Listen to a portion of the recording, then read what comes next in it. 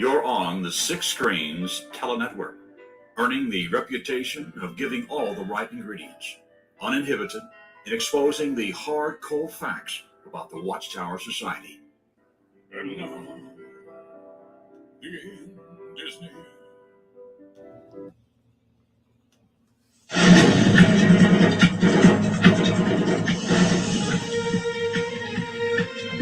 Well, another beautiful Sunday afternoon up here in New England, and I'm glad you're joining us for our Sunday edition of JW World News. Boy, we are keeping track of everything that's going on behind the curtains of the Watchtower, and we're glad you're with us today. We got a lot to talk about, and I believe you'll be very surprised with some of the things you'll be hearing.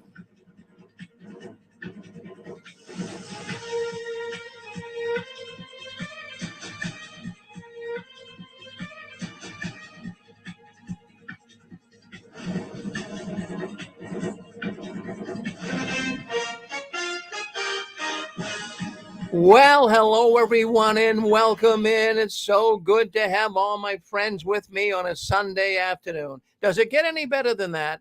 Really? I am enjoying myself here. I enjoy myself all weekend long here. Last night on the Six Screens. Boy, I'll tell you, I have so many friends, and you guys have got so many friends, and we're all coming together here on the Six Screens. I think it's fantastic. I really, really do. Well, anyways, my name's Rick Farron. I'm coming to you from the hub of the universe, right up here in Boston, Massachusetts. And you know something? Check it out. Punch it in online. Punch it into Google. Hub of the universe. Well, Boston will pop up. So I'm glad to be here. And we're getting a lot of people calling into the Six Screens here. As of Sundays, we never really got people coming in, but all of a sudden, I'm not sure what's happening. I mean, I've been praying about it. I believe God's helping us here to get some people to come in. But I have another thought too. I do. You know, there's a few things going on right now in the Watchtower that is driving people crazy. They're changing their doctrine. They're twisting the scriptures. They got goofy governing body members. The bad news, they're getting all over the internet, covering up child sex abuse. Why wouldn't people leave an organization like that? And that's exactly what's going on right now. Tons of people are leaving the Watchtower organization. They've had enough of it. They no longer want to be Jehovah's Witnesses. So what they do is they start getting online just like you did. And they Google Jehovah's Witnesses. Whoa, there's way more that comes up in the Google search of bad things about the Watchtower than good things. So, you know, they're finding their way out, and they're coming into the Six Screens. And the reason is, this is a very unique platform that we got going here. Started 16 years ago, and what's good about this platform is you can come in on real time. You know, it's nice to be able to comment on YouTube and Reddit and what have you, but you know, this is real time.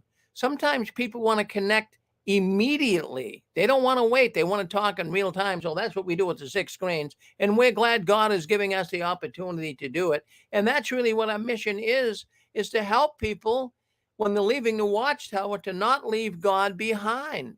Even though the Watchtower God, Jehovah, as we all knew, that's the only name that we would use for God. And Jehovah, see, he carries a big stick.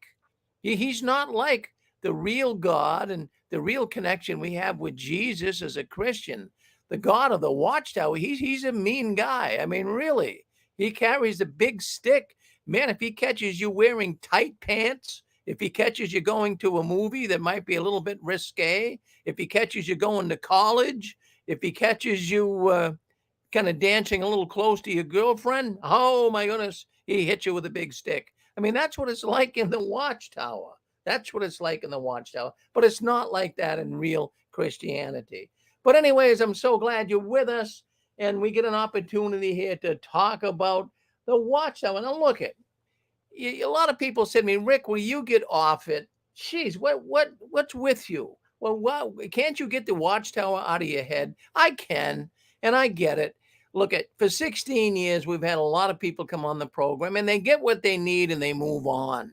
But we still do have some people calling in ever since 16 years ago. But most people get what they need and move on. But this is a program that I do every week, so I've got to hang in there. But there are people that say, no, I've had enough. I don't even want to talk about them anymore. I'm moving on. See you later. So I can understand that. I don't even blame the people for doing it. But that's the business I'm in. That's the business I'm in. I've got to talk about what's going on behind the curtains of the Watchtower. Now, what's happening this week?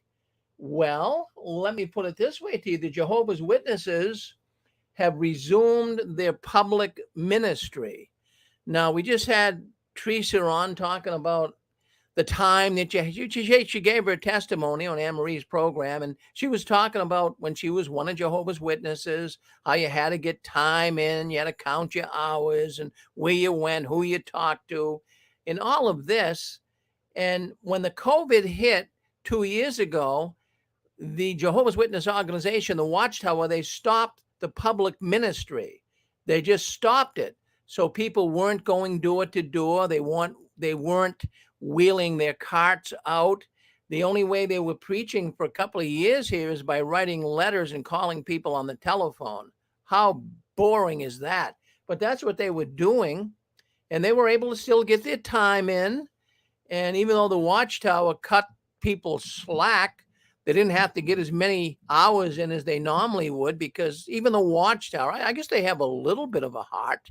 They realize, for example, if you were a pioneer and COVID hit, before COVID hit, you were required to get, at that time, it was 70 hours a month in. So that would qualify you to be a pioneer, a full-time minister, as they would call them, in the Jehovah's Witness organization.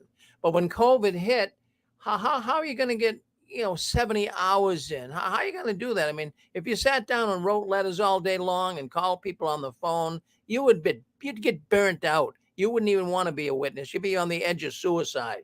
So what they did is, well, we'll relax the hours. Yeah, we'll relax the hours. So if you're a pioneer during COVID, you didn't have to get 70 hours in a month. You didn't have to get 50 hours in a month. You didn't have to get 30 hours in a month. You didn't have to get 20. You didn't have to get 10. You didn't have to get 5. You know how many hours you had to get in to be a pioneer during COVID? How about 0? You didn't even have to report any time. But I mean, out of courteousness to the Watchtower, people would report some time. Well, boy, I couldn't do too much, but I got 2 hours in this month. I got 5 hours in, but not 70. But now it looks like they're going to be going back to that again. They still haven't come out and, said it in a headline of the news or to the witnesses, but they're kind of working around that. And I can see little bleeps coming across the various networks I'm on. But the public ministry is resuming, and the Jehovah's Witnesses are bragging about it. Now, they're not going to go door to door. That's still kind of off limits. So their public ministry right now has to do with carts. They are wheeling the carts out, and you've seen them. You've seen them. They're in the cities. They're in the major intersections. They're at sporting events, and they wheel these carts out with Jehovah's Witness literature, and they're wearing masks. They're still prescribed by the Watchtower to wear masks. So they stand next to the cart, and they hope that somebody will come up and talk to them. And that doesn't really happen that much, but they're there and they get their time in. As long as they stand out there, they get, if they're out there for an hour, they can report 1 hour to the Watchtower. And that's pretty standard procedure. Now, if you're not a witness listening in, you say, well, what's that hourly time all about? Well, as one of Jehovah's Witnesses, you are required, you are commanded. It's not a matter of just saying, well, I don't like going out in public ministry. You have to go out. If you don't, you're not going to be a Jehovah's Witness. So anyways, the public ministry has started again, not house to house, like I say, but cart witnessing. Now, what they do, they are looking for return visits. So let's say you approach a cart and you say, gee, those are Jehovah's Witnesses. I'll go up, say hello to them. So they're going to try to bamboozle you. They're going to try to love bomb you, even if you start showing you kind of liking what they're doing. So what you do is you say, gee, okay, yeah, I'll take a couple of magazines. I'll read those. And now what they do is they take your telephone number, they take your address, and man, you are now hooked. These guys are going to be chasing after you. So now what they do is they want to go to your house and study the Bible, they'll say with you, but it's really studying Jehovah's Witness literature. So that's what they do. And they're trying to get these return visits, but they're not going like we used to go door to door, but they will be doing that again, I'm sure. But you see, the COVID really put a real wrench into the works here with the Watchtower preaching, and they need that. A recruit has to keep recruiting cult members. If it doesn't, it's going to go out of business. So a cult has to keep bringing new members in. Now, where did I get this information? I got it out of a Buffalo, New York newspaper. And the witnesses, they're taking advantage of any little positive news they can in the media. They've got so much bad news. Jeez, I'm telling you, they have such a tarnished image, with the child sex perversion, all of the problems with shunning, countries coming down on the witnesses. So now they have a little piece of good news in Robert Hendricks. I think he might be the next big wheel at the Watchtower. Remember that name, Robert Hendricks. They are using this guy like you go through bread and milk in your house. They're using him a lot because I don't think he's very appealing, to be honest with you. But he's not I believe he's a lawyer. He's a good speaker. He's a good salesman. Let's go with that. So they're using Hendricks for these little puff pieces. He's showing up on some of these local news channels, and he's telling you how great the Jehovah's Witnesses are doing and how great they were even doing during the pandemic and how great it is to get back into the ministry. So they had a big write-up in this Buffalo, New York newspaper all about Hendricks and what he's saying and how the Jehovah's Witnesses are gaining new members and how things are really prosperous for them. I don't see it. This is propaganda at its best. The Watchtower organization is not growing exponentially like they say they are. The Watchtower organization, according to their own records, they're losing baptisms. They're losing people. They're hemorrhaging right now. They're closing down kingdom halls. Come on, let's get real. But yet they still want to come forth and say, hey, we are just growing leaps and bounds. But they have to do that. Stop and think about it. Just from a business standpoint. If you were a salesman and you went into the sales meeting and they said, okay, sir, I want you to take this widget and I want you to just go knock on doors all over this community and sell this widget. So say, okay, sure. So they pump you all up in a meeting like they do, at the Kingdom Hall. They pump you up in a sales meeting. You take your widget and you go out and you're knocking on doors all over the community and nobody's buying your widget. So your first day you say, well, I'm kind of new at it. I'll just forget about it. And I'll go out tomorrow and see what happens. You go out the next day, nobody's buying your widget. So, after about a week, you go back to the sales meeting and you say, look, and I'm sorry, but I must either be a bad salesman and we got a bad product here because it's not selling. Well, that's exactly what would happen to the Jehovah's Witnesses. That they've got to make it look like somebody's selling something. Other than that, you'd quit. You'd say, if we're not bringing new people in, if we're not getting new recruits, what's the sense of me even going out? So that's what sales companies do. And the Watchtower is nothing more than a sales company. They got to make it look really good, really, really good. So it looks like the door-to-door ministry, according to Robert Hendricks, it looks like that's not going to be starting for a while yet. But you just never know with these guys. I mean, they can turn on a dime. I've seen it with COVID. 1 week they're saying, oh, make sure you wear your mask. Please, if you're older, stay in your house. Have somebody go get the groceries for you that's younger. Keep your mask on around people. Distance if you're out in public. And then about 2 weeks later, they come on and say, okay, we're opening the Kingdom Halls. Everybody come back now. I mean, they're sending a mixed message. And the Watchtower does that. But anyways, at the end of the article in this newspaper from the Buffalo newspaper, the end of the article, this really gets me. The end of the article says the community community's response to the presence of the Jehovah's Witnesses back out in the ministry work with their carts is overwhelming, positive, and welcoming. Now, just stop and think. Do you go along with that? Are people in the community really happy to see Jehovah's Witnesses?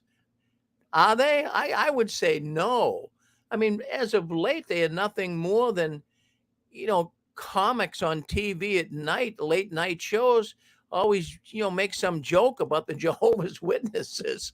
So I don't think the communities are happy because Jehovah's Witnesses are back in their public ministry. Let's get real with that. Well, you're on JW World News. Man, I'm telling you, the more I read about the Watchtower, the more I'm saying, geez, I am so glad Satan kicked me out of his organization. So we could look at it two ways, though. We could. I like what Teresa said on the program that was on before us. And she said at the end of the program that she thanks God for getting her out of the Jehovah's Witnesses.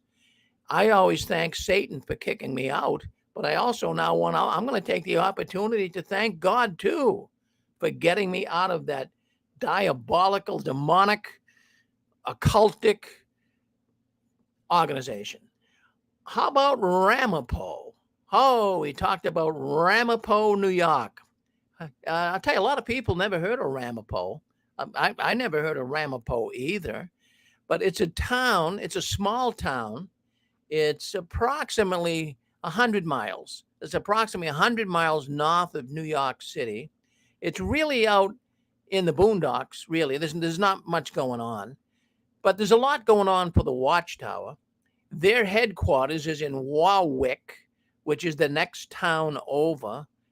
And that's really a small town, too. All the towns, it's very rural up there. But I wanted to say that there's big happenings for the Watchtower, especially right now in Ramapo. Now, we know they built a multi-million-dollar world headquarters back about 8 years ago up in Warwick. Now they bought some land. Let me just talk about this for a second. So the Watchtower bought 249 acres of land in Ramapo and that was in the year 2009. And they paid $11.5 million for it. But let me give you the real skinny. I didn't get a chance to talk about this last night, but let me give you the real skinny. Let me give you the real information. In 2009, for $11.5 million, the Watchtower organization bought this parcel of land. The land was okay, but there was an old nickel mine that was on the land. And there was a lot of contamination on the land because of the nickel mine. Years ago, there wasn't any environmentalists. There wasn't, EPA. Nobody's watching. People were dumping chemicals and everything else in the ground. So the land was a little, let me put it this, I've seen it. I was up there. And the land all through that area has all been strip mined. There's a lot of nickel and iron ore. And there's minerals up there in New York. It's a very wealthy state as far as having minerals and what have you. But anyways, the point I'm trying to make, they bought the land and they said, well, we'll just buy this. I mean, after selling all their property in Brooklyn, they had plenty of cash. So for $11.5 million, but they made there's a contract that they made with the seller of the land that they had. I believe it was, don't take me hostage on it, but I believe they had 2 years to renege on it. So they bought the land, but for some reason they didn't want it. They could renege. And I think that had to do with, some of the contamination that was in the ground. So they had a couple of years, from what I understand, not to go through with the contract. But so a couple of years came up and there was some officials of the Watchtower that didn't want it. They did not want the land. They said, no, we don't want it. We can close this deal and get our money back. We're not going to take the land. But some of the other witnesses were saying, no, let's keep the land. So they got in a big discussion about it. And I guess even an argument, you could say. Some wanted it, some didn't. And so consequently, they dragged their feet too long. And they landed up with $11.5 million piece of property, 249 acres up there in Ramapo. So they had to do something with the building. What are you going to do? You got a piece of land. You're not going to sell it. It's not like, land in Brooklyn. No, nobody wants to buy 240 acres of land out in the middle of nowhere. So they didn't know what to do with it. So they came up with this idea to build a media center. Yeah, that's what they did. They said, we'll build this mega media center. How big is that mega media center? 1,500,000 square feet. That is not a small building. Let me tell you that right now. That's a huge building. That's like a big warehouse that you see on the side of highways when you're driving down the street. So they're building this humongous studio to supposedly produce Watchtower videos. Now, I'm going to tell you, some of these videos aren't too bad. So some of the videos they do is pretty good quality. They're getting better at it, I will say. They use a lot of emotionalism. They play music. They have attractive people. They never use an ugly witness. I mean, they put these very attractive witnesses in, like the movies do. It's the same thing with the movie stars, right? They put a little airbrush work on them, a little lipstick, dress them up, and they all look great. And all the people in it's like making movies. So they're in the movie business now. Let's go with that. It's so anyways, well, what happened is the Watchtower was trying to get a permit to get this built, and then running into some snags, but I'm beginning to smell some corruption also. Now, just to give you an idea, this complex that they're trying to build, it's 1.5 million square feet. And I'm just thinking out loud, it's a multi-million-dollar. I'm just thinking out loud that they could spend close to $500 million. They could. They really could. Because the complex includes offices. It has 600 housing units in a multi-family building. There's underground parking. There's a fitness area. And there's a visiting center for the public where the public are going to come and tour the Watchtower movie studios. So what you've got here is a monumental project. So I was hoping that we could get this thing stopped, because this is, in my estimation, the last stance for the Watchtower. If they can't pull this off, I don't see they have a future. I believe they go under, and they go under pretty doggone quick with the amount of people that are hemorrhaging right now. So here's what we got. Anyways, I heard about the Ramapo meeting. So I've come in a few times, and you can come in via Zoom. So I got the link. I called them up. They send me a link that I can come on over the internet, which I did. And I'm not going to play it. I played it last night, but I came in, and I slicked my hair back. I put my suit on, polished up my shoes, and I just wanted to just feel good. I didn't want to look like, some nutty guy coming into the meeting. So anyways, the first meeting I came into, it was actually a year and a half ago. So I came into the Zoom meeting, and I was the first out of the chute. All right, we have Mr. Ferrin calling up from Massachusetts, and he wants to talk to us about his feelings on the Watchtower putting a building here in Ramapo. So I came on. I was gentle. I wasn't like, Mr. Irate. I was cool. I was Mr. Cool. So I came in, and I said, I wanted to speak up tonight. I live in Massachusetts, but I've come up here. I got relatives up here. I do come up here from time to time. You have a beautiful area. But I just wanted to come on here tonight, and I just wanted to let the neighbors know who the Jehovah's Witnesses are. That's all I said. Bingo. So this lawyer for the Watchtower, from what I was told, he was a lawyer for the Watchtower. He says, no, we object to Mr. Ferrin. Stop him right there. So they muted me, and I couldn't say anything. And I kept putting my hand up so that, they would answer. But I'm saying, gee, this is kind of funny. It's a public meeting. It says right in the newspaper that it was a public meeting, and you can, the terms were, you could come into that meeting and you could voice your concerns. So when I spoke up, they shut me right down. I wanted to tell the people in Ramapo that these people have got a very tarnished image right now. You want to make sure what you're doing here, because you're allowing an organization that is covering up sex abuse, child sex abuse. I wanted to get to that point. I never could. That's what I wanted to tell them. But they shut me down. And, I kept trying to come in and they wouldn't let me say a thing. They said, now is not the time you can talk about it. This is an environmental impact meeting tonight. We're not going to talk about whether religion's good, whether it's bad, whether you like it or not. That's what they told me. I said, well, wait a minute. When can I come in? So they did at least say, well, you could come in the next meeting. So I called the town hall the next day and they said, yeah, I'll come in. And they were concerned. They said they should have. I talked to the lawyers at the town of Ramapo and they told me there was one woman. I believe she was a lawyer, at least a paralegal, because I asked for the legal department and I talked to some woman and she said that they were wrong. I had the right to speak up, but I told her they shut me down. She says, well, we'll give you a chance next time. But I came in next time, same thing, basically. They don't want to hear from me. They don't want to hear anything. They just want to get that building built. But here's what I'm thinking. The Watchtower is very, very presumptuous. And what do I mean by that? Well, if you don't have a permit in hand and you are already making housing arrangements for the people to come up and work on the project, and you're actually making little RV sites where the workers can come up in an RV, and even the Watchtower has a bunch of RV and trailers they're putting there.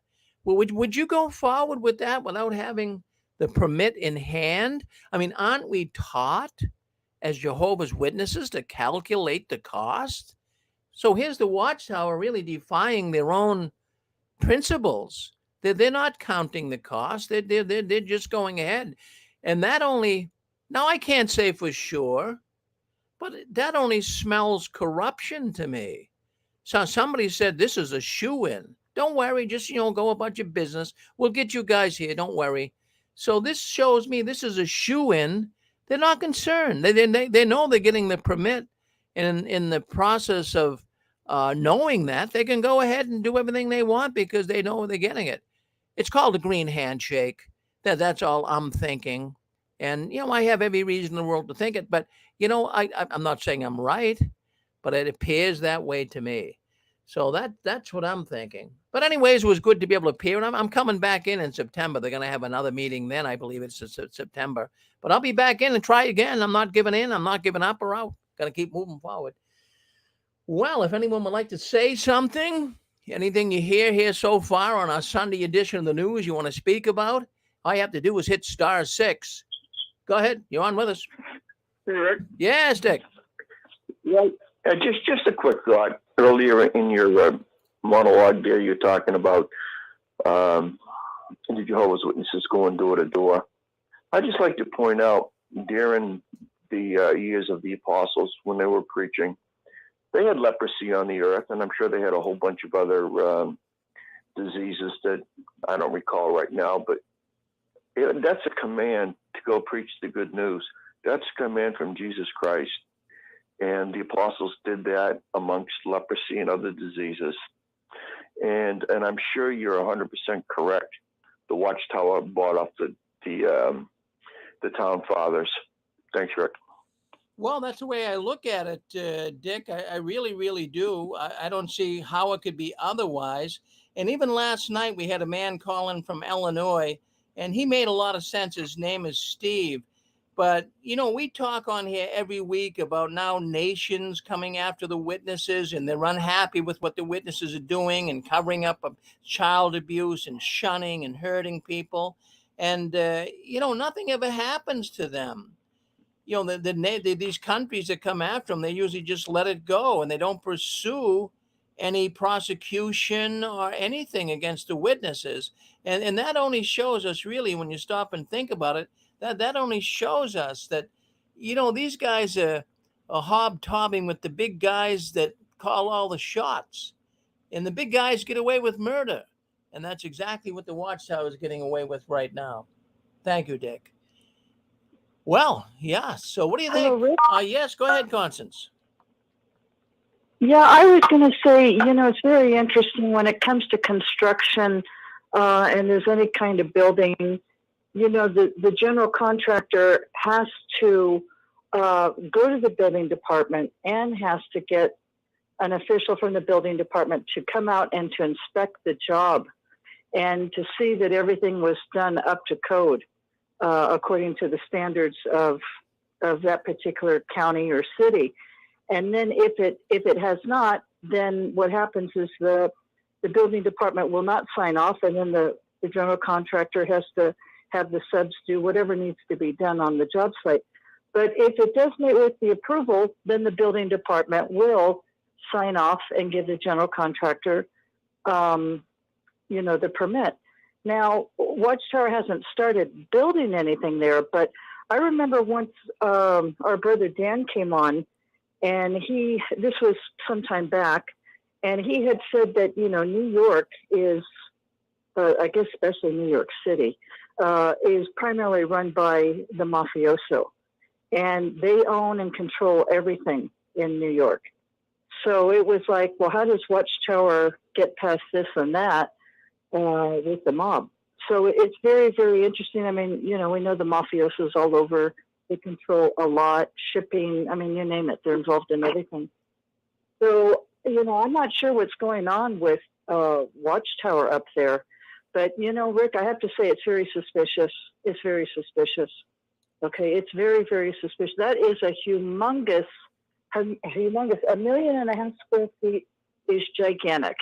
3,000 square feet is a mansion. Okay, so just get a picture of how huge this site is. And then, Rick, this is the other thing I just wanted to say. My heart goes out to the fact that it's on a toxic waste dump of nickel. You can have a media center over that, but then you still have, all of your water and your pipes. Where is that water coming from? I mean, my main concern would be that the water is going to be infiltrated with the toxic nickel. And then down the road, it's like Camp Lejeune, right? Camp Lejeune with the toxic water that was at that military base. But the same thing is people will come down with cancer. So anyway, it's very interesting. Maybe Watchtower doesn't care about their members coming down with brain cancer or any other cancer. They just want to use the people for their own advantage to, be a part of building and using that media center to their own advantage. So thank you, Rick. Well, thank you, Constance. And I'll tell you what, just even develop that a little further. In 2014, Susan and I made a trip up to that nickel plant, up to this land that they were going to build this media center on. And when we got there, it was really out in the boondocks. I mean, it took us a good hour and a half just to find it. Nobody even knew where it was. So we found it. And anyways, when we got there, we found the building that the Watchtower bought, the old nickel plant. And so they were working in it. And what they were doing at the time, they were having people come in from around the country to stay there, construction workers, and they were busing them up to work on the Warwick World Headquarters Center. But we went through when we pulled into the driveway, I noticed right away, I didn't think, I said, Susan, I don't think this is a Watchtower building. It doesn't look like it. And it didn't, because it was an old nickel plant. But what I was noticing when we pulled in was there was a pond. There was a little pond there, and a bunch of people were fishing. I mean, a lot. There had to be, I'd say, 50, 60 people. And, young boys and girls with their fishing rods, and they're fishing in this little pond. And I said, that's interesting. Yeah. So we get out of the car, and I'm talking to people. I said, is this a Watchtower property?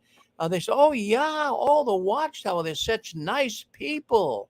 And they invited us to come up here today for like an open house. And they're giving us ice cream and hot dogs. And they're even sponsoring a fishing derby. And I mean, that blew my mind. They don't participate in events like that. But what they were doing is pandering to the locals, because they were trying to get the permits, So they figured, well, we'll do everything we can, because these locals are the ones that could really hurt us. So they opened up the doors, and they were giving ice cream out.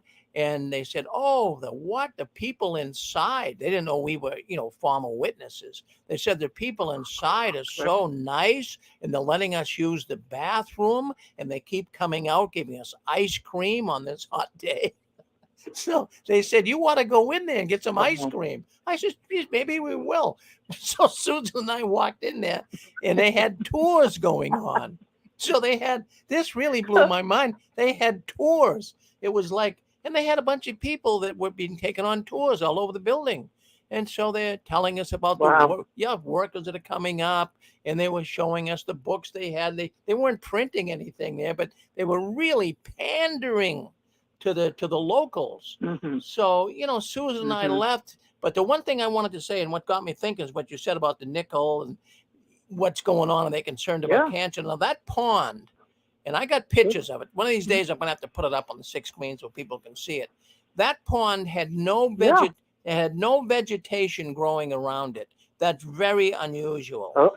If you see a pond, especially up here in the Northeast, I don't know what it's like in California, but in the Northeast, if you see a pond and there's no like lily pads or vegetation around the pond, something's wrong. Nothing's growing. So, and yet the people, I wouldn't eat the fish out of that pond. I wouldn't. The kids were pulling fish out of there left and right, but I wouldn't eat a fish out of that pond. I wouldn't. So I thought I'd bring that up. Rick? Yes. Yeah. All right, this is truly, Yes, Joey. this is a true story, and this kind of ties down to what you're kind of talking about, and I've never mentioned it. But back when I was in Brooklyn, we had a kickoff meeting for the 90 Sands building that was 30 stories high. That started in like 92, 93. And we had a kickoff meeting, and we went to the 107 Kingdom Hall, which is where all the congregation meetings were held for the elderly ones. Had a lot of members of the governing body, but they used it for the kickoff meeting. It was right there in Brooklyn, or right there in Bethel, Kingdom Hall in Bethel. And they had Max Larson up there. And he was the factory. He was the overseer for the factory. He had the factory part of the Bethel. So this would have been this was before he was the president. Yeah. Yeah. This is 92, 93, right when 90 Sands started. Joe Anderson was there at the meeting, a couple of others, but Joe Anderson was there. And anyway, they were talking about the difficulty they had in the building, getting Watchtower the right or the ability to build a building, and they contracted an independent or a contractor to do the building, and they give them the windows. But the contractor, which was Italian mafia, wanted to do the whole building, so there was a little discrepancy. So they took him to court. And Max Larson had a kind of a, I don't want to call it a devilish smile, but kind of a smile on his face. He says, I knew I had it in the bag because I knew the judge. That's what he said. He says, I knew the judge. As soon as the judge saw me, he asked me, he says, well, did you give him the window contract? Did you give him the windows too? Yeah. Well, I think that's enough. You and I go way back. That's enough. You give him the windows. That's good. You all can do the building. Bingo. You got him out, Chewy. There you go. I mean, that's how it works. Yeah. That's how it works. Yeah. I really didn't dawn on me about that till about a year ago. I was like, yeah, that guy, he was in cozies. That guy was in cozies with the judge. Yeah. Well, no, well, thank you for sharing that, because what that does is it does nothing but solidify the fact, the Watchtower is shady. You know it, I know it, everybody should know listening into our program. They're shady. They're going to tell you to be so honest, pay your taxes, make sure that you're doing everything that the town and everyone wants you to do. But boy, they're doing all this stuff behind your back, Yes. They had the docks in Brooklyn. They had access to them when nobody else did to ship out of them. Pixie, I'm glad you brought that up. That is a known fact. In those docks in Brooklyn, you had to have teamsters. You had to have union people unload those boats coming in. And they were shipping books and magazines for centuries. Yeah. And the teamsters overlooked it. No, I had a man call up one night, and he was also up there.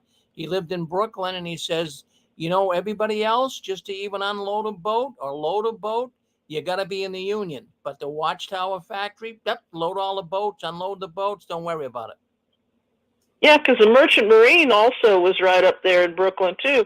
Also, I want to know about the pond did they stock it with clean water and living fish for just the pond fishing tournament that day? I'm thinking it's funny you bring that up, Dixie, because I even mentioned that because it wasn't much of a pond. I mean, when I say a pond now, it's not like, I don't think it was any bigger than a football field, really. It wasn't that huge, but geez, the kids were pulling fish out of there left and right. And I'm thinking, geez, this, I don't think any fish would be able to swim in that water at all. It wasn't like clear, nice water. So I even said to Susan, I think they probably stocked it for this fishing derby. Yeah, that's what I'm thinking. And that nickel flavored ice cream, I think I'd pass on that. But I was wondering if they had, if they're building apartments that would be for the public too, like they've got this Paramount-sized studio and everything, but there was supposed to be some apartment units in there. Maybe the town is happy to have some good construction.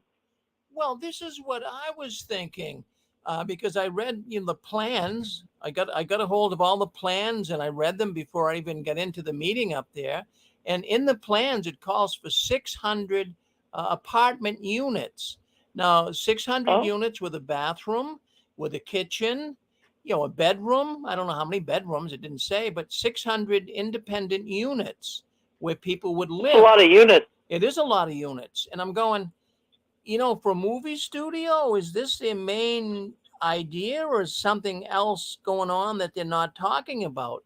I don't believe. I mean, I know the Walt Disney Studios doesn't have 600 units for their studio people to live in. I mean, this is something. I think it's a retirement center, and it all comes under the guys that might have one little area of the building for streaming services and doing their broadcasting, but the rest of it, I think, is to take care of the mucky mucks. It's an interesting thing. I can't wait to hear more about it. Yeah, well, I'm going to go up there if all goes well. I might even go up there for the next meeting in person, and I'll take some videos and be able to explain it and probably even do our program live from Ramapo. Yeah. So we'll see what happens. Well, we're on JW World News. I'm glad you're with me. I tell you what, I'd be pretty lonely if nobody was with me today, but you're all here and I'm in good company, and I'm feeling good lately. I'm feeling very, very good. And the reason why I'm feeling good, and we all should be after leaving the Watchtower first and foremost, and the reason why we should really be feeling real good right now is we are looking at an organization that tried to tip our life upside down. They tried to ruin our relationships. They tried to destroy our families. They tried to make us poor. They didn't want us to get an education. They tried to really grind us into the ground. And I'm glad we're out. And now it's not out of a spirit of vindictiveness. It's not out of a spirit of retaliation. It's just out of a good feeling. It's, I'm going to tell you, these people that scam you on the telephone, they call you up and they tell you they're from Amazon, or they send you a text message. Don't ever answer this. Don't ever answer this. These are scam people. I had a good friend the other day. He got scammed out of $550. And you know something? I hope those guys get caught. And doesn't it make you feel good when a scam artist gets caught? It really, and that's the same way I feel right now at the Watchtower. They're scammers. They've ruined people's lives. And to see justice come to them, even if it's not through the courts that we normally know, but the justice that I'm seeing coming to the Watchtower right now is people leaving. That's justice enough. That means the money's going to be shut off. So that's justice enough for me. So when I see all these people leaving and the Watchtower hemorrhaging, man, I'm telling you, I'm getting goosebumps just talking about it. I'm feeling good about it. So that's good. Oh yeah. Well, Mr. Farron. Yes, Ken. Oh, yeah. Thank you for taking my call again here. I've been listening to the program with interest and so forth. I just want to comment on that media center, wherever it is they get in that pond and so forth. This chemical pollution is nothing to monkey around with, and I think that I'm familiar, with chemical pollution in the lakes and all that. That's nothing to monkey around with. I think it's going to come back to haunt them. And I think that if they don't clean it up, And I think it's the fact that their media center and everything like that, it's going to take off pretty good to start with. But I think down the road, it's going to, fall by the wayside, just like their door-to-door work did and everything else, because it's just a false positive beginning, but it's going to end up crashing and so forth, because none of their tactics have ever succeeded. None of their tactics have ever been positive and so forth. And we just hope that they don't make it this time too, and all that, to ruin more people's lives. We hope that they meet their match, or their end is coming pretty soon. Oh, good for you, Ken. I'm with you. I'm with you. Yeah. Thank you, Ken. Always good to hear from Ken from the Northern Peninsula of Michigan. Yes, thank you, Ken. Yeah, Upper Peninsula of Michigan here. Yeah. Yeah, okay, well, Thank you. I'll say goodbye to everybody right now, and God bless and be with you, and I think we have another caller coming in. Yes, go ahead. Hey, Rick? Yes. We have Susan, go ahead, then we have someone else. Go ahead, Susan.